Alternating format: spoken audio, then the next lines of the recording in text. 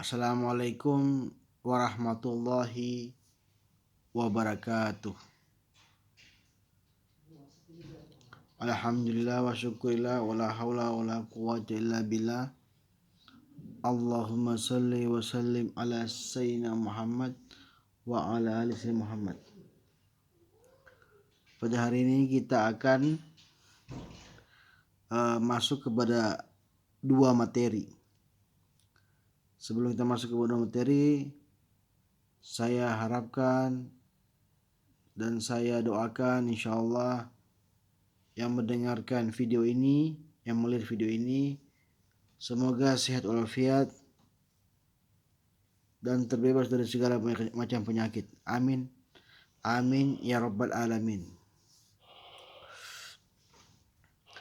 Pada hari ini kita akan membahas dua materi. Dua materi yang insyaallah akan dibahas oleh saya sendiri tentang mengenai masalah sanad, matan dan rawi. Kalau kemarin kita sudah membahas tentang masalah apa itu hadis, apa itu pengertian hadis, apa itu athar, apa itu khabar, tentang sejarahnya seperti apa, dan macam-macam cabang-cabangnya seperti apa. Nah, sekarang kita masuk kepada inti dari hadis itu sendiri, yaitu sanad, matan dan rawi. Selama ini kita mendengar beberapa hadis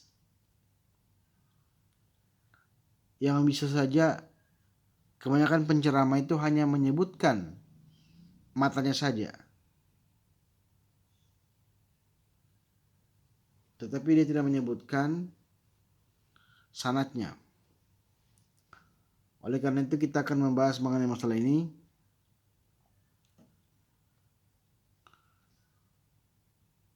Sebelum masuk, kita masuk dulu apa pengertian sanad.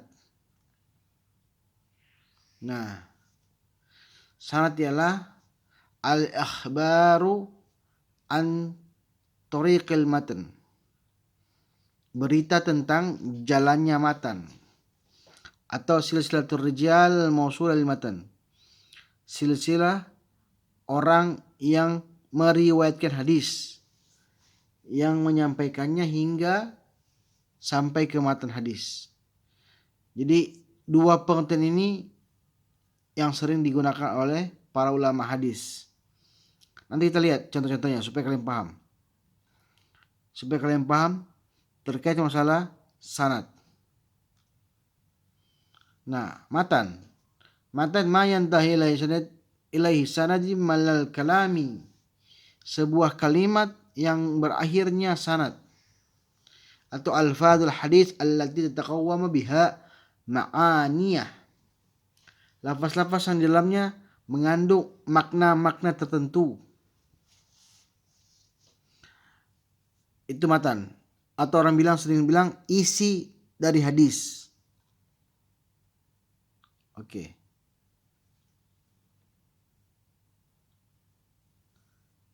Kemudian contohnya. Lihat.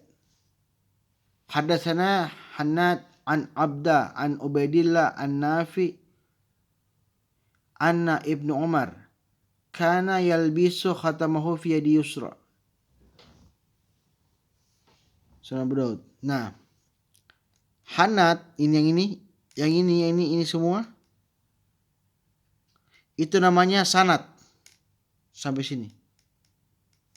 Nafi.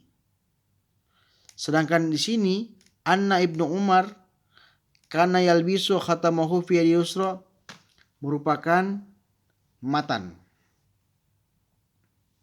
Kenapa matan? Karena dia isi dari hadis. Hadatsana Hannad menceritakan kepada Abu Daud dari Abdah, dari Ubaidillah, dari Nafi. Sesungguhnya, itu artinya, sesungguhnya Ibnu Umar itu memakai cincin di sebelah kiri. Sunan Abu Daud. Nah, Kalau yang ini namanya rawi, nanti terlihat. Nah, rawi. Rawi adalah orang yang meriwayatkan hadis. Jadi hadis semua ini ketika dijadikan sebuah buku, dijadikan sebuah kitab, maka ada perawi. Ada namanya mukharrij, orang yang mengeluarkan hadis. Nah, Abu Daud dikategorikan sebagai mukharrij. Seperti itu. Hadatsana Hannad an Abda an Ubaidillah an Nafi anna Ibnu Umar kana yalbisu khatamahu fil yadil yusra. Sunan Abu Daud. Nah, yang semua ini Hannad, Abda, Ibnu Umar itu semua kategorinya sanad. Sedangkan ada pun Ibnu Umar menggunakan cincin itu kategori matan. Nah, rawi tadi kan dua, sanad, rawi, matan. Nah, rawi adalah pada dasarnya sanad dan rawi adalah dua istilah yang saling berkaitan. Sanad-sanadnya hadisnya pada setiap tabaqat. Tapi tabaqat itu tingkatan. Nah, ini tingkatan. Ibnu Umar namanya sahabat, Nafi tabiin, tabiin dan seterusnya. Nah, itu namanya tingkatan-tingkatan. Jadi Ibnu Umar bertemu dengan Nafi, Nafi bertemu dengan Ubaidillah, Ubaidillah bertemu dengan Abdah, Abdah bertemu dengan Hannad. Tapi ingat, ini namanya tingkatan yang Ibnu Umar tidak pernah ketemu dengan Ubaidillah. Tetapi hadisnya sampai karena ada perantaranya yaitu Nafi. Ibnu Umar dan Nafi sezaman, sehingga menyebabkan Ibnu Umar itu sampai kepada hadisnya. Itu contohnya. Oke, sambung. Ini anu aja, sepintas supaya kalian tidak terlalu pusing melihatnya. Oke. Kajian sanad hadis. Nah, kalau kemarin kan kita bahas tentang macam-macam cabang-cabang ilmu hadis. Nah, di cabang-cabang itu ada namanya cabang-cabang itu dikatakan sebagai ilmu rijal hadis, ilmu tarikh warwa, ilmu mukhtaliful hadis, ilmu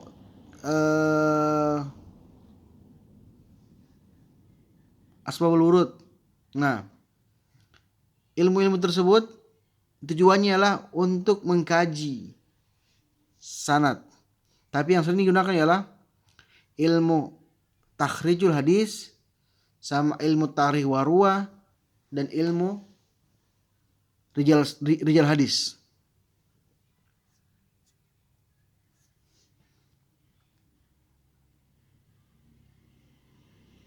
Nah, kemudian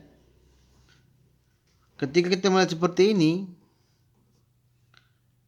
dalam menyampaikan sebuah hadis, para ulama sepakat kriteria-kriteria penerima hadis diantaranya adalah tidak boleh diterima suatu hadis terkecuali berasal dari thiqat. Apa itu thiqat? Orang yang kuat dari segi hafalannya, keimanannya, dan adil. Hendaklah orang yang meriwayatkan itu hadis itu diperhatikan ibadahnya, adil. Nah, adil di sini maksudnya adalah dalam hal agama. Tidak boleh terima hadis dari orang-orang yang tidak dikenal dan memiliki pengetahuan hadis. Dan tidak boleh diterima hadis dari orang-orang yang berdusta. Dan tidak boleh diterima hadis dari orang yang ditolak kesaksiannya. Ya. Oke, oleh karena itu kajian selanjutnya penting. Ya, untuk mengetahui mereka ini dibutuhkan ilmu rijal hadis dan ilmu tarikh warwa dan ilmu sanad. Nah, Oleh karena itu ilmu ini digunakan untuk meneliti sebuah hadis. Tapi ingat, hanya bagian sanad. Apa sanad? Ini. Jadi mereka ini mau dicek semua. Jujur apa tidak? Ini jujur apa tidak? Kalau semua jujur ini, maka hadisnya berubah jadi sahih. Tapi kalau di antara mereka ada yang bohong, maka itu kategorinya hadisnya berubah jadi doif. Seperti itu. Makanya di sini dikatakan tidak boleh diterima hadis dari seorang periwayat yang ditolak kesaksiannya. Tidak boleh diterima hadis dari seorang yang pendusta. Oke, sambung. Nah, kalau Imam Syafi'i berbeda. Imam Syafi'i itu agak keras orangnya. Dia mempunyai 7 kriteria. Di antaranya ialah pertama, hadis itu kebanyakan hadis ahad, kurang mutawatir. Apa itu hadis ahad? Hadis yang satu, artinya dari awal sampai akhir riwayat yang satu. Dapat dipercaya, dikenal kejujurannya, memahami hadis dengan baik, mengetahui perubahan makna, terpelihara hafalannya, terlepas dari cacat, dan rangkaian sanadnya bersambung. Oleh karena itu, untuk yang ini tidak boleh Ibnu Umar langsung ke sini, tidak boleh. Kenapa? Karena Ibnu Umar tidak pernah ketemu Ubaidillah. Dia butuh perantara. Oleh karena itu, salah satu periwayatannya wajib bersambung. Ini bersambung.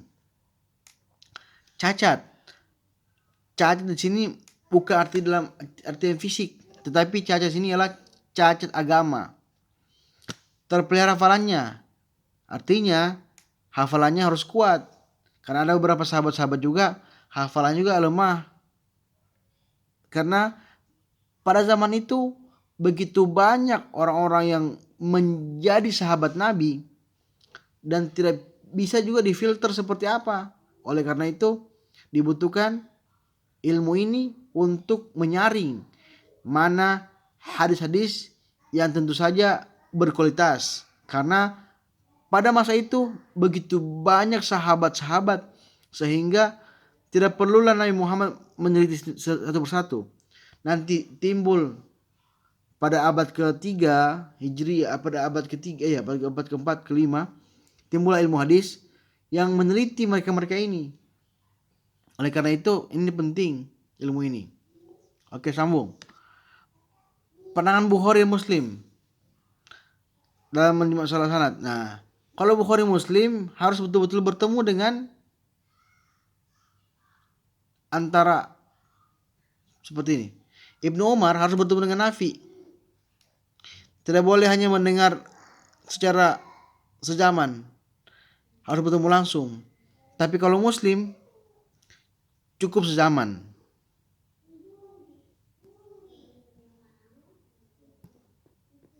Oleh karena itu itulah perbedaan antara Bukhari Muslim.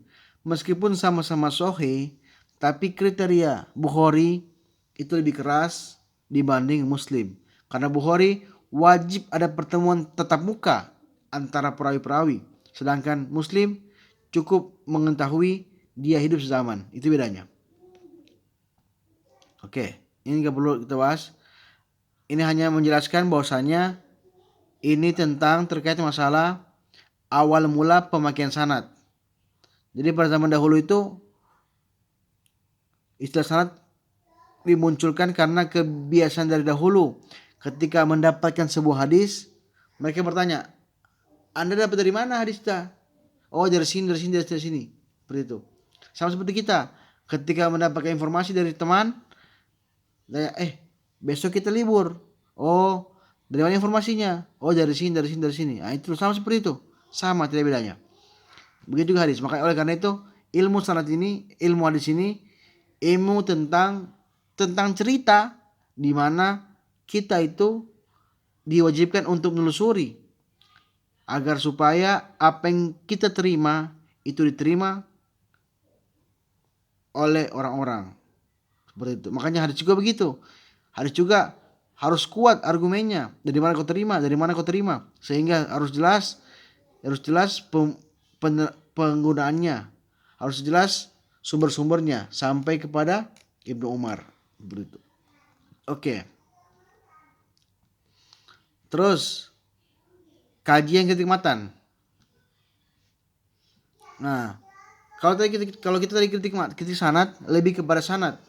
Tapi kalau kritik matan lebih kepada karena kajian-kajian matan ini kadang lebih kepada pengucapan. Nah, pada zaman dahulu tidak ada ilmu seperti ini. Nanti sekarang setelah diteliti, ternyata ada beberapa sahabat-sahabat yang memberikan riwayat, ada yang salah juga. Tetapi ingat, kullu sahabatun udul, artinya semua perawi sahabat itu pasti adil. Mereka tidak ada niat untuk berbohong. Hanya saja karena keterbatasan keterbatasan umur, sehingga membuat mereka bisa jadi salah menerima hadis seperti itu. Jadi itu hanya khilafiyah saja, dalam artian sifat kemanusiaan mereka yang membuat hal tersebut salah. Ada beberapa hadis-hadis yang ditolak oleh Aisyah, Abu Hurairah, atau Abu Hurairah dan Aisyah. Misalnya ketika mengatakan bahwa anak zina itu anak yang paling terkeji di antara 3 orang. Padahal Abu Hurairah salah dengar. Oleh karena itu Aisyah sebagai perawi hadis juga mengkritik Abu Hurairah. Alasannya bahwasanya Abu Hurairah salah dengar. Harusnya tidak seperti itu. Karena pada masa itu ada orang yang duduk di antara 2 orang itu, dan di antara mereka itu ada anak zina. Dan disangka Abu Hurairah dialah yang disebut ke orangnya, padahal bukan seperti itu. Oleh karena itu hal-hal seperti itulah yang membuat sikap sembrono berlebihan dalam meriwayatkan sebuah hadis. Ada juga yang tercampur bahasanya antara ucapan Nabi dan ucapan sahabat, dan itu khilafiyah juga, sehingga tidak mesti kita itu berpegang teguh kepada hadis yang lemah. Oleh karena itu perlu namanya kritik matan. Selain kritik sanad, kita perlu kritik matan agar supaya hadis-hadis itu tidak sembarangan kita terima. Bagaimana caranya? Pertama, kita harus bandingkan dengan Al-Quran. Kemudian kita bandingkan dengan hadis sahih. Jika bertentangan dengan Al-Quran dan hadis sahih, maka itu bisa jadi meskipun syaratnya bagus, tetapi matanya atau isinya hadisnya salah, maka itu kategorinya tidak bisa diterima. Oke, selanjutnya. Ini contoh. Lihat. Anak zina merupakan anak yang terkeji antara 3 person yang saya katakan tadi. Ternyata Aisyah itu berkata, semoga Allah memberi rahmat kepada Abu Hurairah. Sungguhnya beliau keliru. Adapun kisah sebenarnya ialah bahwa ada seorang munafik yang menyakiti hati Nabi. Kemudian Nabi bertanya, siapa dia? Kemudian setelah itu dikatakan bahwa dia bersama anak zina. Kemudian Rasul bersabda, dialah yang terkeji di antara 3 orang itu. Artinya, padahal bukan anak zina maksudnya Nabi, tetapi lebih kepada orang di samping anak zina, seperti itu. Ini tokoh-tokoh. Nah, ini contoh. Imam mazhab Hanafi, Maliki, Syafi'i, Hambali. Ini saya memberikan contoh. Ini menunjukkan bahwasanya para mazhab itu lebih dulu lahir dibanding para imam hadis.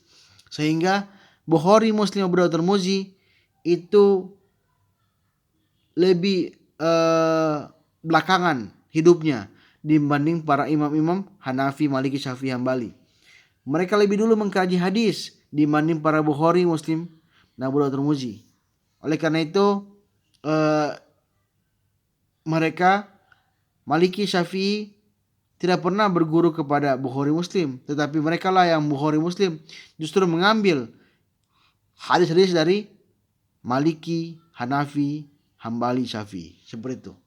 Jadi inilah pembahasan mengenai masalah sanad. Semoga apa yang disampaikan bisa bermanfaat, dan semoga yang mendengarkan saya, yang menonton saya ini diberikan kesehatan walafiatan. Sampai ketemu lagi di video berikutnya. Akhirul kalam. Wassalamualaikum warahmatullahi wabarakatuh.